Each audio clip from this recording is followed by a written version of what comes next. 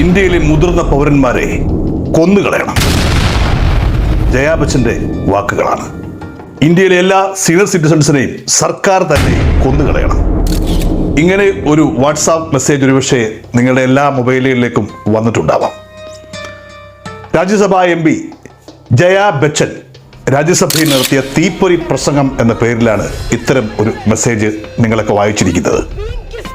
അതിൻ്റെ fact check കൂടെ നടത്തുകയാണ്. സത്യത്തിൽ ജയാ ബച്ചൻ അങ്ങനെ ഒരു പ്രസംഗം നടത്തിയിട്ടേ ഇല്ല. പിന്നെ എന്തുകൊണ്ടായിരിക്കാം ഇങ്ങനെ ഒരു മെസ്സേജ്, വാട്സാപ്പ് മെസ്സേജ് ഇത് തയ്യാറാക്കിയ വ്യക്തി ഇട്ടത്?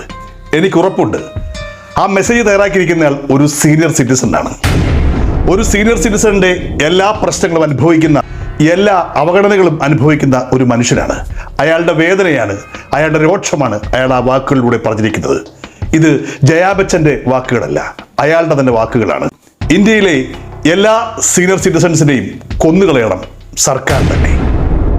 എഴുതിയ വ്യക്തി ഏറ്റവും ബുദ്ധിമാനായ ഒരു സീനിയർ സിറ്റിസൺ ആണ്. അങ്ങയുടെ വാക്കുകളെ ഞാൻ ആദരിക്കുന്നു, ബഹുമാനിക്കുന്നു. അങ്ങയുടെ വാക്കുകൾ ലോകം അറിയേണ്ടത് കൂടിയാണ്.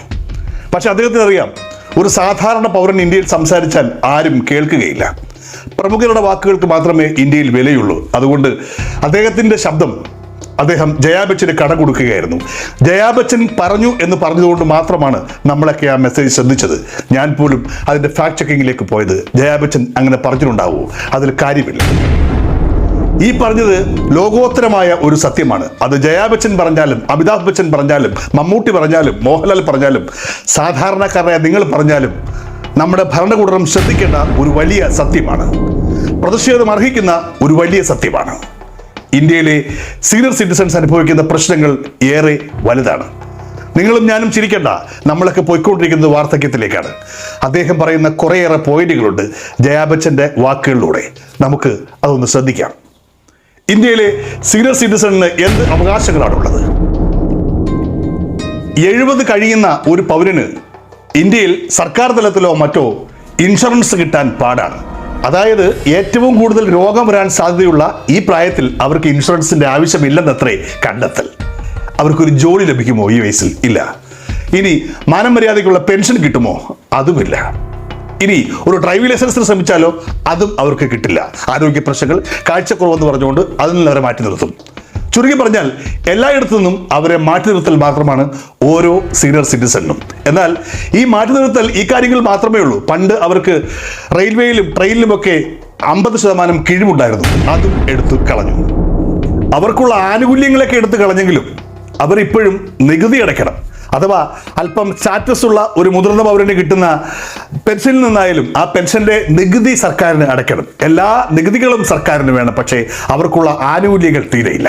ഇതല്പം സ്റ്റാറ്റസുള്ള കാര്യമാണെങ്കിൽ സ്റ്റാറ്റസ് കുറഞ്ഞവർക്ക് പെൻഷനുമില്ല, ആനുകൂല്യങ്ങളുമില്ല, ഒന്നുമില്ല. വഴിയിൽ കിടന്ന് മരിക്കേണ്ടി വരും. മക്കളെയോ ബന്ധുക്കളെയോ അതിജീവനത്തിനായി ആശ്രയിക്കേണ്ടി വരിക. ജോലി കിട്ടുന്നില്ല, പെൻഷൻ കിട്ടുന്നില്ല, യാതൊരു തരത്തിലുള്ള കിഴിവുകളും കിട്ടുന്നില്ല.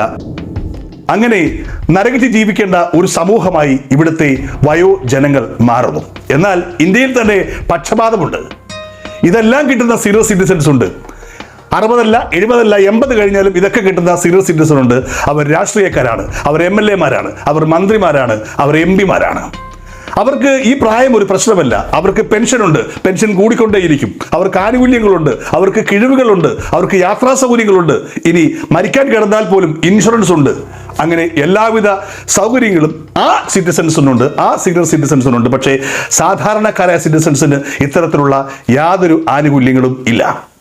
ഇന്ത്യയിൽ എത്ര സീനിയർ വോട്ടേഴ്സ് ഉണ്ടെന്ന് നിങ്ങൾക്കറിയുമോ? സർക്കാരെ അവരെല്ലാം കൂടെ ഒത്തുചേർന്നുകൊണ്ട് നാളെ നിങ്ങൾക്കായി വോട്ട് ചെയ്യുന്നില്ല, നിങ്ങൾക്കെതിരെ നീങ്ങുമെന്ന് പറഞ്ഞാൽ പിന്നെ നിങ്ങൾ എന്ത് ചെയ്യും? അവരെ ഒട്ടും കുറച്ച് കാണേണ്ട ആവശ്യമില്ല. എഴുതിയ വ്യക്തികളുടെ വാക്കുകൾ ഏറെ സ്പഷ്ടമാണ്.